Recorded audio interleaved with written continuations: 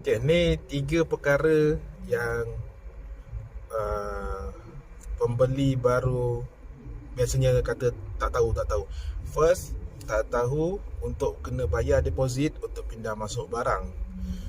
Yang kedua, tak tahu untuk tidak boleh melakukan renovation selepas pukul 5 ataupun selepas waktu office hour. Yang ketiga, tak tahu yang ada grill standard spec untuk setiap perumahan. Nanti aku share apa dia 3 perkara tu. Pertama tadi, tak tahu kena bayar deposit untuk pindah masuk barang. Sama ada dia betul-betul tak tahu ataupun dia tak ambil tahu. Biasanya masa dalam proses VP ambil kunci, orang person in charge yang bagi kunci tu dia akan explain A to Z. Okey, mengatakan okey, ini kunci rumah, ini proses-proses dia, apa kena buat, apa kena isi borang, apa yang kena apply before buat. Biasanya dia orang akan inform.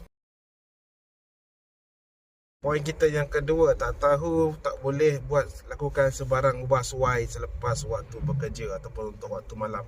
Biasanya pembeli rumah ni ada yang pakar dalam repair rumah, sebab diorang bahagian